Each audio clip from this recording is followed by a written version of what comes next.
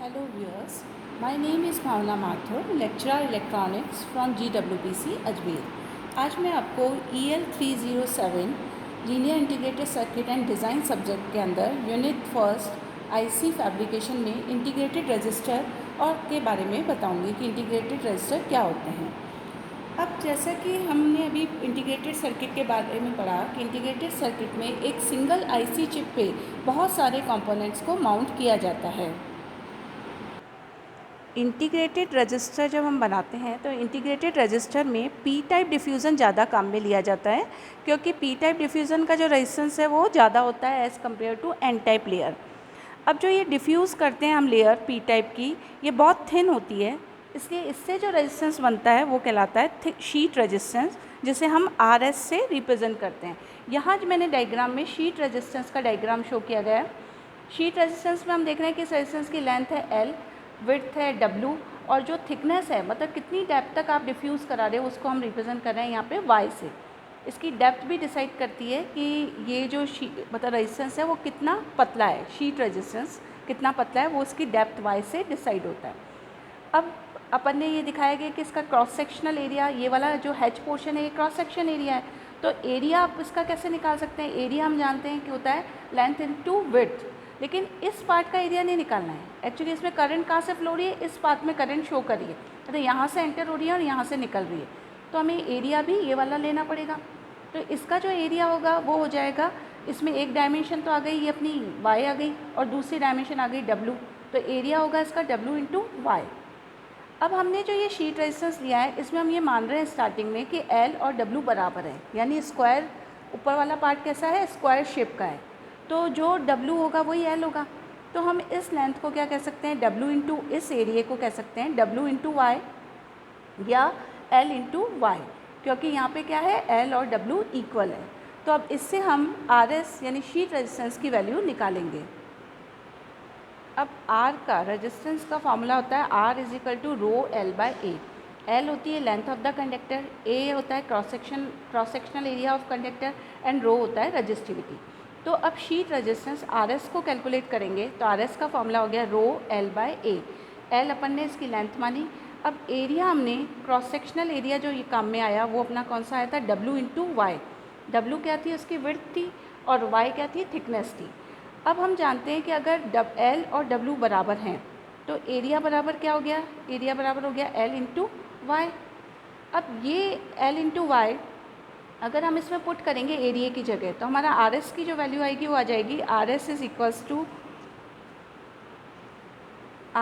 Equals to rho L, A की जगह हमने लिख दिया L इंटू वाई। अब L कैंसिल हो गया तो RS यानी शीट रेजिस्टेंस की वैल्यू आ गई हमारे रो अपॉन वाई, यानी इसका जो शीट रेजिस्टेंस है RS वो L और W पे निर्भर नहीं करता है, इसकी वैल्यू आ गई रो अपॉन वाई। इस तरीके से हम इसमें शीट रेजिस्टेंस को कैलकुलेट करेंगे। यहाँ पे Y है थिकनेस, L लंबाई, W विड्थ, A एरिया और रो रजिस्टिविटी है। तो अब रेजिस्टेंस का मान, अगर ये तो था शीट रेजिस्टेंस के लिए, अगर हम जो रेजिस्टेंस डिफ्यूज़ करते हैं उसकी वैल्यू निकालें तो वो हम किस प्रकार से निकालेंगे, तो उसके लिए क्या करेंगे, हम जानते हैं रेजिस्टेंस की वैल्यू होती है, वही फॉर्मूला रखेंगे R is equal to rho L by A. R का हमने वापस से फॉर्मूला लिखा R is equal to rho L by A. अब अगर अपन ये माने कि यहाँ पहले शीट रेजिस्टेंस में तो हमने माना था L और W इक्वल है, अब L और W इक्वल नहीं है तो A इज़ इक्वल्स टू, हमने डायग्राम से अभी देखा था, A इज़ इक्वल्स टू आएगा W इंटू वाई। तो R बराबर हमारा क्या आ गया, R की वैल्यू आ गई रो L, A की जगह हमने लिख दिया W अपॉन वाई। अब अगर हम इसको अरेंज कर लेते हैं, रो अपॉन वाई को एक साथ लिखा और L अपॉन W को एक साथ लिखा, तो अभी अपन ने देखा था रो बाय वाई क्या आया, हमारा शीट रेजिस्टेंस आया। तो R की वैल्यू हम यहाँ कैसे कैलकुलेट कर सकते हैं, R इज इक्वल टू हो गया रो अपॉन वाई की जगह हमने लिख दिया RS L अपॉन W, यानी जो हमने रेजिस्टेंस के लिए पी टाइप इम्प्योरिटी डिफ्यूज़ कराई उस पी टाइप इम्प्योरिटी का जो रेजिस्टेंस होगा वो उसकी वैल्यू होगी R is equal to RS L upon W। तो अब हम इसका डायग्राम देखते हैं, उससे और क्लियर होगा ये। अब हमने जो डिफ्यूज़ कराया रेजिस्टर्स का डायग्राम है, हमने देखा था इंटीग्रेटेड सर्किट की स्टेप्स में सबसे पहले पी टाइप सब्सट्रैक्ट होता है जिसके ऊपर सारी चीज़ बनाई जाती है। पी टाइप सब्सट्रैक्ट में फिर हम क्या करते हैं, आइसोलेशन रीजन को डिफ्यूज़ कराते हैं, जिसे एपिटेक्शियल लेयर कही थी। तो तो एन टाइप एपिटेक्शियल लेयर अपन ने यहाँ पे डिफ्यूज़ कराई, फिर उसके अंदर पी टाइप इम्प्योरिटी डिफ्यूज़ कराई। वो कैसे एक्ट करती है? As a resistor. इसके दो कनेक्शन हमने यहाँ से बाहर निकाल लिए। ये SiO2 लेयर है। SiO2 लेयर का क्या पर्पस था? इम्प्योरिटी को डिफ्यूज़ होने से रोकना। सिर्फ सेलेक्टेड एरिया से ही इम्प्योरिटी डिफ्यूज़ हो पाती हैं जहाँ से हम SiO2 हटाते हैं। और SiO2 में से अगर इसका कनेक्शन निकालना है तो एल्यूमिनियम का मेटलाइजेशन के द्वारा कनेक्शन निकालते हैं। 1 और 2 पॉइंट जो हैं ये रजिस्टर के कनेक्शन पॉइंट हैं। अब यहाँ पे अपन देखें तो कितना यहाँ से लेकर यहाँ तक ये इसकी डेप्थ है जहाँ पे हमने पी टाइप इम्प्योरिटी डिफ्यूज़ कराई। अब इस डेप्थ को अगर हम y से रिप्रेजेंट करें और ये जो पूरी चीज़ है यहाँ से यहाँ तक ये इसकी विड्थ है, तो जैसा कि हमें इस टॉप व्यू में दिख रहा है कि ये रजिस्टर अगर ऊपर से देखेंगे तो ये दो तो इसके टर्मिनल हो गए। अब ये इसकी क्या हो गई? विड्थ हो गई। और है ना, मतलब डेप्थ विड्थ दिख रही है हमें ऊपर से, कितनी विड्थ है इसकी। और y जो डेप्थ है वो हम यहाँ से देख सकते हैं कि ऊपर से नीचे कितना अपन ने इसको डिफ्यूज़ कराया। तो इसका जो क्रॉस सेक्शनल एरिया है मैंने आपको बताया उसकी वैल्यू होती है y इंटू डब्लू। तो हमने अभी जो फॉर्मूला निकाला उसमें a के फॉर्मूला रखा y इंटू डब्लू। तो इस तरीके से इसका रेजिस्टेंस हम यहाँ पे कैलकुलेट करेंगे। अब ये जो सर्किट दिखाया है ये इक्विवेलेंट सर्किट है इंटीग्रेटेड रजिस्टर का। कि इंटीग्रेटेड रजिस्टर का इक्विवेलेंट सर्किट क्या होता है। हमने अभी देखा था कि जब इंटीग्रेटेड रजिस्टर बनाते हैं तो सबसे पहले क्या करते हैं, हम पी टाइप सब्सट्रैक्ट करते हैं। तो ये पी टाइप सब्सट्रैक्ट शो कर दिया। अब पी टाइप सब्सट्रैक्ट के ऊपर हमने एपिटेक्शियल लेयर ग्रो करते हैं जिसे हम बोलते हैं एन टाइप आइसोलेशन रीजन। तो पी सब्सट्रैक्ट के ऊपर हमने बनाया एन टाइप आइसोलेशन रीजन। फिर इस आइसोलेशन रीजन में हम पी टाइप इम्प्योरिटी डिफ्यूज़ कराते हैं रजिस्टर बनाने के लिए। तो ये वो पी लेयर हमने यहाँ पे डिफ्यूज़ कराई। तो ये हमारा रजिस्टर है जो कि हमने डिफ्यूज़ करके बनाया और इसके कनेक्शन हमने निकाले 1 और 2 टर्मिनल्स पे। लेकिन एक्चुअल में तो हमने केवल रजिस्टर बनाया है, लेकिन इसके अंदर जो इक्विवेलेंट सर्किट है उसमें कई अनडिज़ायर्ड कंपोनेंट आ जाते हैं। जैसे एक के आ गई अपने डिफ्यूज़ रजिस्टर के इक्विवेलेंट सर्किट में आई पैरासिटिक कैपेसिटेंसेस जो होती है C1 एंड C2। एक तो होती है किस किस के बीच में होती है अपनी अपना ये आइसोलेशन रीजन और पी टाइप रीजन के बीच जो कैपेसिटेंस फॉर्म हो गई जिसे हम C1 से रिप्रेजेंट करते हैं। आइसोलेशन रीजन और सब्सट्रैक्ट के बीच में जो कैपेसिटेंस फॉर्म हो गई जिसे हम C2 से रिप्रेजेंट करते हैं। ये दोनों पैरासिटिक कैपेसिटेंस कहलाती है क्योंकि ये दोनों अनडिज़ायर्ड है, ये अपने आप डेवलप हो गई। अब इसके अलावा इसमें क्या होता है, एक पैरासिटिक PNP ट्रांजिस्टर भी एग्जिस्ट करता है। कैसे एग्जिस्ट कर रहा है वो अपन यहाँ देख रहे हैं कि ये पी लेयर है, सब्सट्रैक्ट पी टाइप है और ये बीच में आइसोलेशन रीजन एन टाइप है। तो ये पी टाइप एक मतलब एमिटर की तरह एक्ट करेगा, ये सब्सट्रैक्ट कैसे करेगा, कलेक्टर की तरह, और जो ये आइसोलेशन रीजन है ये इसका बेस की तरह एक्ट कर रहा है। तो ये जो ट्रांजिस्टर भी डेवलप हो गया इसमें अनडिज़ायर्ड पैरासिटिक ट्रांजिस्टर हो गया जो कि किस टाइप का है, PNP टाइप। तो इसके इक्विवेलेंट सर्किट में ये दो चीज़ें भी पिक्चर में आ जाती है, एक तो पैरासिटिक कैपेसिटेंस जिसके दो पार्ट होते हैं C1 एंड C2 और एक पैरासिटिक ट्रांजिस्टर। अब इसमें जो कलेक्टर है वो रिवर्स बायस होता है क्योंकि पी टाइप जो सब्सट्रैक्ट है, हम पी टाइप सब्सट्रैक्ट पे कैसा पोटेंशियल लगाते हैं, नेगेटिव लगाते हैं। तो ये इसका जो कलेक्टर है वो कैसा हो जाता है, रिवर्स बायस हो जाता है। अब हम क्या चाहते हैं कि एमीटर जो है इसका या जो फॉर्म हुआ है वो किससे फॉर्म हुआ है, पी लेयर से। ये भी रिवर्स बायस रहना चाहिए ताकि ये जो ट्रांजिस्टर क्या हो, कट ऑफ में रहे।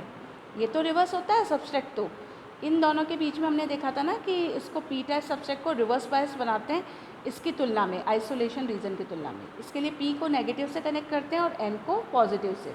तो इसमें डिप्लीशन लेयर फैलती है। तो डिप्लीशन लेयर कैपेसिटर के डाइलेक्ट्रिक की तरह काम करती है, पी टाइप सब्सट्रैक्ट एक प्लेट की तरह काम करता है और आइसोलेशन रीजन दूसरी प्लेट की तरह काम करता है। तो इस तरीके से यहाँ पे एक कैपेसिटेंस फॉर्म होती है। ऐसे ही एक कैपेसिटेंस यहाँ भी फॉर्म हो जाएगी। उसके लिए हमको क्या करना पड़ेगा, इस पी लेयर को भी हम क्या बनाएंगे, रिवर्स बायस बनाएंगे ताकि जो अपना एमीटर है वो भी रिवर्स बायस रहे। दोनों रिवर्स में रहने से क्या फ़ायदा होगा कि जो ये अनडिज़ायर्ड ट्रांजिस्टर डेवलप हुआ है PNP, ये किस में रहेगा, कट ऑफ में रहेगा। ये कट ऑफ में रहेगा तो अपनी वर्किंग इफेक्टिव नहीं होगी। तो ये था इसका equivalent register, equivalent circuit sorry, जो हमने पी टाइप रजिस्टर बनाया उसका इक्विवेलेंट सर्किट। इंटीग्रेटेड सर्किट में अगर हमको थिन फिल्म रजिस्टर बनाना है तो उसके लिए हम क्या करते हैं, IC में रजिस्टर बनाने के लिए vapour thin film deposition method काम में लेते हैं। मतलब थिन फिल्म डिपॉजिट करते हैं और वो किस फॉर्म में होती है, वेपर की फॉर्म में होती है। SiO2 लेयर पर फिर हम क्या चढ़ाते हैं, मेटल की फिल्म डिपॉजिट की जाती है और मास्किंग और ईचिंग प्रोसेस काम में लेते हैं। और मास्किंग एंड ईचिंग के द्वारा इसके कनेक्शन हम रजिस्टर के कनेक्शन बाहर ले लेते हैं। अब उसके ऊपर वापस से हम क्या करते हैं, मास्किंग एंड ईचिंग काम लेके हमने इम्प्योरिटी डिफ्यूज़ करा दी रजिस्टर बनाने के लिए, वापस से इंसुलेटिंग लेयर यानी SiO2 लेयर चढ़ाते हैं और ओमिक कॉन्टैक्ट बनाने के लिए अंदर उसमें क्या किया जाता है, एल्यूमिनियम मेटल को डाला जाता है। कहने का मतलब है कि जब हमने एपिटेक्शियल लेयर बना ली एन टाइप में जब P टाइप का रजिस्टर डिफ्यूज़ कराना है तो जो SiO2 लेयर है उसको मास्किंग एंड ईचिंग प्रोसेस के द्वारा रिमूव करेंगे, P टाइप इम्प्योरिटी डिफ्यूज़ कराएंगे। P टाइप इम्प्योरिटी डिफ्यूज़ कराने के लिए हम vapour thin film deposition method काम में लेते हैं। अब P टाइप इम्प्योरिटी डिफ्यूज़ हो गई, उसके बाद वापस से SiO2 लेयर चढ़ा देंगे और रजिस्टर का 1 और 2 टर्मिनल, जो ये 1 एंड 2 टर्मिनल है, इसके कनेक्शन बाहर निकालने के लिए हम एल्यूमिनियम के मेटल का कॉन्टैक्ट डालेंगे SiO2 लेयर के अंदर और इस रजिस्टर के 2 ओमिक कॉन्टैक्ट्स बाहर निकाल लेंगे। इस तरीके से रजिस्टर बनाया जाता है। नेक्स्ट हम पढ़ेंगे कि इंटीग्रेटेड कैपेसिटर्स को किस तरीके से बनाया जाता है। अब इंटीग्रेटेड कैपेसिटर बनाने के लिए हम क्या करते हैं, रिवर्स बायस जंक्शन को काम में लेते हैं। यहाँ मैं इसको J2 से रिप्रेजेंट कर रही हूँ, अभी मैं डायग्राम में आपको क्लियर करूँगी कि J2 कौन सा जंक्शन है। तो रिवर्स बायस जंक्शन काम में लिया जाता है क्योंकि अपन जानते हैं कि कैपेसिटर कैसे फॉर्म होता है, 2 पैरेलल प्लेट्स होती है मेटल की और उनके बीच में कोई डाइलेक्ट्रिक होता है तो वो कैपेसिटर फॉर्म करता है। तो यहाँ हम क्या करते हैं, इंटीग्रेटेड सर्किट में एपिटेक्शियल एन टाइप लेयर जो होती है हमारी, एपिटेक्शियल एन टाइप लेयर और उसके ऊपर जो हम P टाइप डिफ्यूज़ कराते हैं, P टाइप डिफ्यूज़न कराते हैं, ये दोनों एक कैपेसिटर फॉर्म करते हैं। अब ये जो कैपेसिटर फॉर्म कर रहे हैं इनके बीच का जो जंक्शन है वो J2 है, यानी एपिटेक्शियल लेयर और P टाइप जो डिफ्यूज़न है उनके बीच का जंक्शन जो J2 बना, ये एक कैपेसिटर को फॉर्म करेंगे। लेकिन हम देखते हैं इसमें एक अन्य जंक्शन J1 भी बनता है। वो किस किस के बीच में बनता है, हमने देखा था कि जब भी इंटीग्रेटेड सर्किट बनाते हैं सबसे पहले क्या लेते हैं, सबस्ट्रेट लेते हैं। सबस्ट्रेट के ऊपर हम क्या करते हैं, N type epitaxial layer grow करते हैं, फिर P टाइप और एन टाइप इम्प्योरिटीज़ डिफ्यूज़ कराते हैं। तो जो सबस्ट्रेट है वो और एपिटेक्शियल लेयर उनके बीच भी एक जंक्शन फॉर्म होता है और उस जंक्शन के बीच भी क्या होती है, पैरासिटिक कैपेसिटेंस जो है C1 डेवलप हो जाती है। हालांकि ये जो J1 जंक्शन बना और जो ये कैपेसिटेंस C1 हुई ये अनडिज़ायर्ड है। Parasitic capacitance means undesired capacitance यहाँ पे फॉर्म हो गई। लेकिन हमने कैपेसिटेंस किस किस के बीच में फॉर्म किया, कैपेसिटर एक तो एपिटेक्शियल लेयर और उसके ऊपर P टाइप इम्प्योरिटी डिफ्यूज़ कराई, तो उससे जो कैपेसिटर फॉर्म हुआ वो हमारा डिज़ायर्ड है, जो हमने बनाया है इंटीग्रेटेड सर्किट में। मैं इसको आपको डायग्राम बताती हूँ, उससे क्लियर होगा कि ये किस तरीके से फॉर्म होता है। इस डायग्राम में ये तो P टाइप सबस्ट्रेट है। हमारे को ये समझने के लिए कि कैपेसिटर कैसे बना, रजिस्टर कैसे बना, उसके लिए हमें इसकी स्टेप्स समझ में आनी चाहिए, जो कि मैं अपने पिछले लेक्चर्स में बता चुकी हूँ कि क्या स्टेप्स है जिसको यूज़ करके अपन इंटीग्रेटेड सर्किट को डिज़ाइन करते हैं या इंटीग्रेटेड सर्किट बनाया जाता है। तो हमने देखा था सबसे पहले हम क्या लेते हैं, P टाइप सबस्ट्रेट लेते हैं, उसके ऊपर N type epitaxial layer grow करते हैं, फिर उस पर P टाइप इम्प्योरिटी डिफ्यूज़ कराते हैं। अब जो हमने ये P टाइप इम्प्योरिटी डिफ्यूज़ कराई वो और जो ये एन टाइप एपिटेक्शियल लेयर है ये एक कैपेसिटर फॉर्म करती है और इनके बीच का जंक्शन है J2। अब जो ये P टाइप सबस्ट्रेट और ये जो एन टाइप एपिटेक्शियल लेयर है इनके बीच में एक अनडिज़ायर्ड कैपेसिटेंस फॉर्म हो जाती है और इनके बीच जो जंक्शन है वो J1। जंक्शन से क्या मीनिंग है, जहाँ P और N रीजन मिलते हैं वो एक जंक्शन बनाता है। तो जो J1 जंक्शन है और इनके बीच की जो कैपेसिटेंस डेवलप हुई है, हमने देखा था कि सबस्ट्रेट को रिवर्स बायस में रखते हैं एपिटेक्शियल लेयर के सापेक्ष, यानी एन टाइप को बैटरी के पॉजिटिव से और P टाइप को बैटरी के नेगेटिव से जोड़ते हैं। तो ये जो जंक्शन है J1 ये रिवर्स बायस हो जाता है और यहाँ एक डिप्लीशन लेयर फॉर्म हो जाती है। अब जो ये डिप्लीशन लेयर है ये कैपेसिटर के डाइलेक्ट्रिक की तरह कार्य करता है और एन टाइप और P टाइप कैपेसिटर की 2 प्लेट फॉर्म करती हैं। तो इस तरीके से जो J1 बना ये हमारा अनडिज़ायर्ड है, जबकि J2 जो है वो हमारा रिक्वायर्ड है। ये कैपेसिटर तो हमने फॉर्म किया कि P टाइप लेयर और इस एन टाइप लेयर के बीच में। अगर हम इंटीग्रेटेड कैपेसिटर का इक्विवेलेंट सर्किट बनाएं तो वो इस तरीके का होगा। इक्विवेलेंट इसमें हमने ये बनाया कि जो अपन ने P टाइप इम्प्योरिटी डिफ्यूज़ कराई थी वो एक रेजिस्टेंस डेवलप करेगी। हालांकि इसमें हमें रेजिस्टेंस नहीं चाहिए, यहाँ हम क्या बना रहे हैं, इंटीग्रेटेड कैपेसिटर बना रहे हैं, लेकिन उस लेयर का जो P टाइप लेयर है उसका कुछ ना कुछ रेजिस्टेंस होगा। तो ये आ गया पिक्चर में। C2 हमारी डिज़ायर्ड कैपेसिटेंस है जो कि पी टाइप रीजन और एपिटेक्शियल लेयर के बीच में फॉर्म होती है, और जो जंक्शन बना इनके बीच में उसको हम रिप्रेजेंट कर रहे हैं J2 से। ये हमारी एन टाइप लेयर हो गई, नीचे ये वाला सब्सट्रैक्ट हो गया, और ये हमारी क्या हो गई, पी टाइप लेयर हो गई। अब जो एन टाइप लेयर है एपिटेक्शियल लेयर, वो और सब्सट्रैक्ट के बीच में एक कैपेसिटेंस फॉर्म हो रही है, उसको हम C1 से रिप्रेजेंट करते हैं, और एक जंक्शन बन रहा है उसको J1 से। अब जंक्शन जो बना इसमें एक डायोड हमने फॉर्म कर दिया, क्योंकि P और N रीजन मिल रहे हैं, तो हमने कहा एक डायोड फॉर्म हो गया, एक जंक्शन फॉर्म हो गया।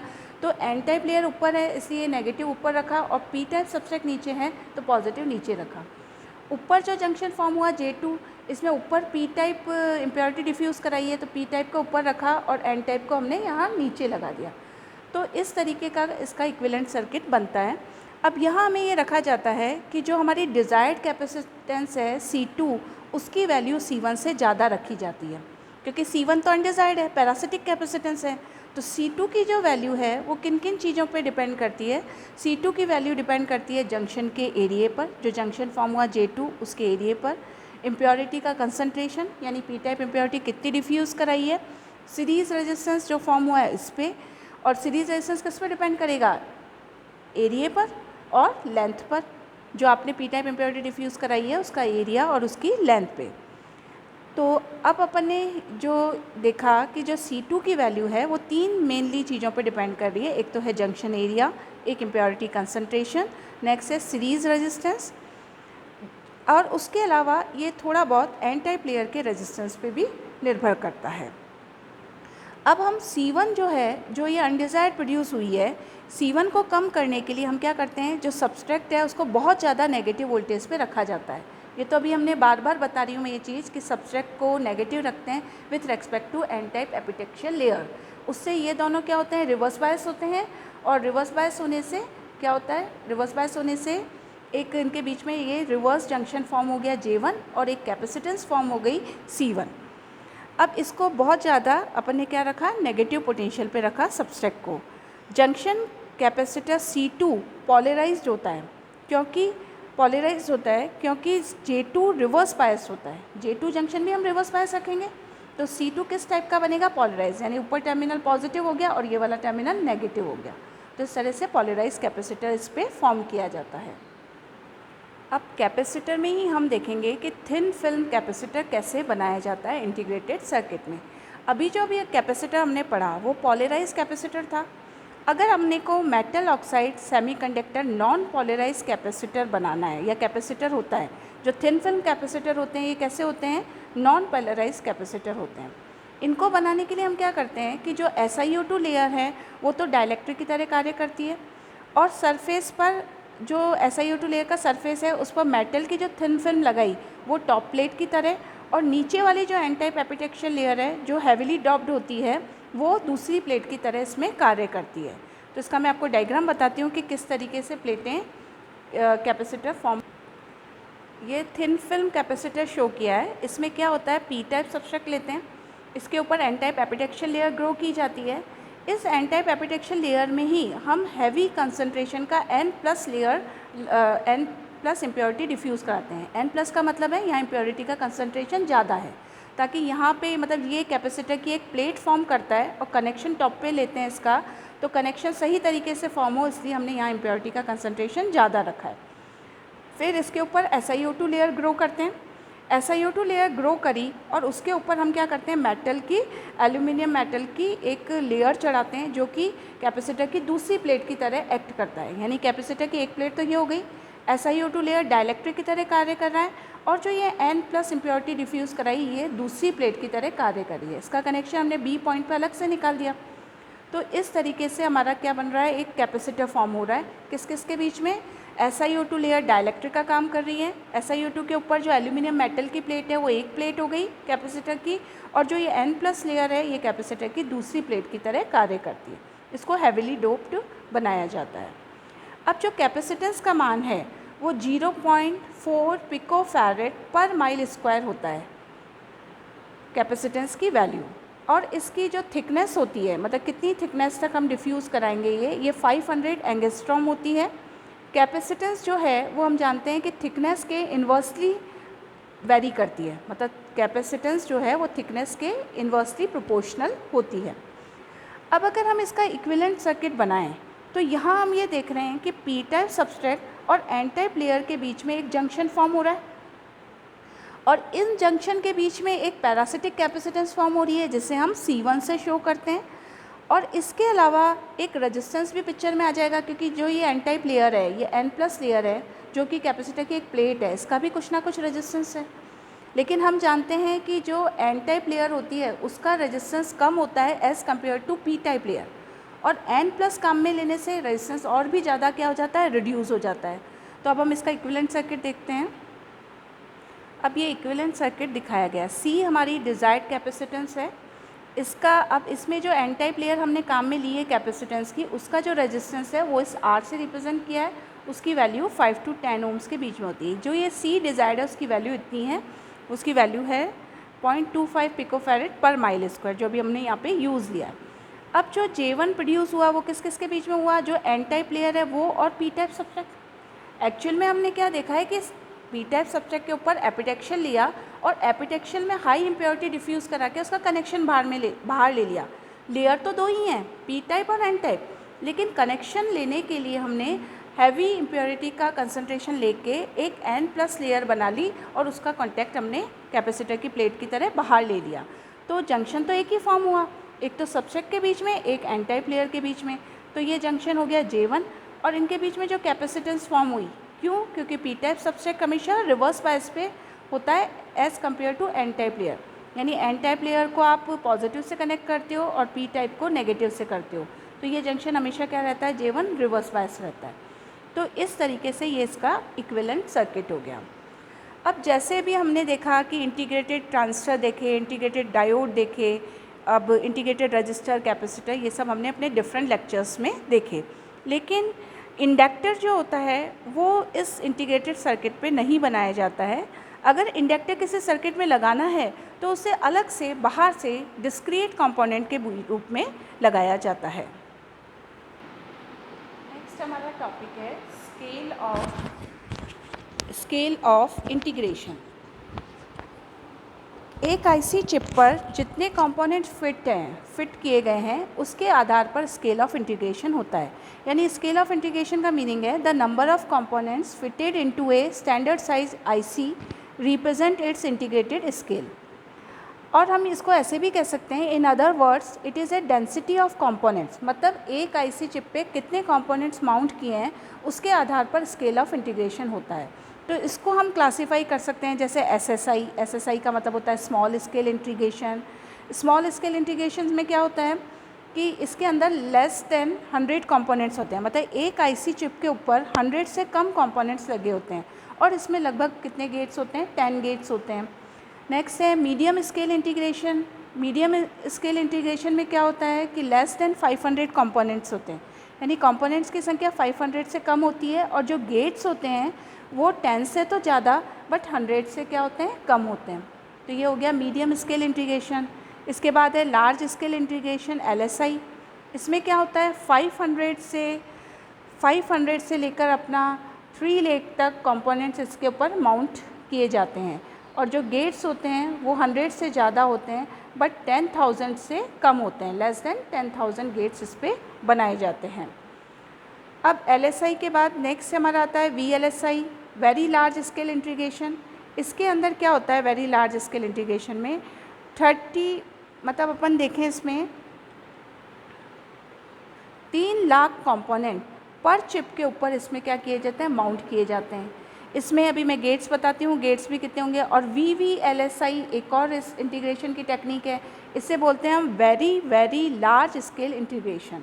अब जो very very large scale integration होता है इसमें अपन देखें इसके अंदर तो 15 लाख से ज़्यादा कंपोनेंट एक सिंगल आईसी चिप के ऊपर इसमें माउंट किए जाते हैं। अब जैसे हम यहाँ बात करें SSI अभी हमने देखा था होता है स्मॉल स्केल इंटीग्रेशन। तो इसके अंदर क्या होता है लेस देन 10 गेट्स, यानी एक आईसी चिप के ऊपर 10 से कम गेट्स बनाए जाते हैं। ये जो मैं नंबर्स बताऊंगी ये गेट पर आईसी है, यानी एक आईसी के ऊपर कितने गेट्स बना सकते हैं। तो लेस देन 10 है स्मॉल स्केल इंटीग्रेशन में।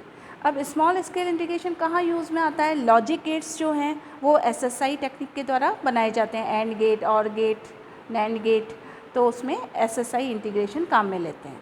नेक्स्ट है medium scale integration. Medium scale integration में पर IC पे जो गेट्स की संख्या होती है वो 10 से 100 के बीच में होती है, मीन्स 10 से तो ज़्यादा होगी और 100 से कम होगी।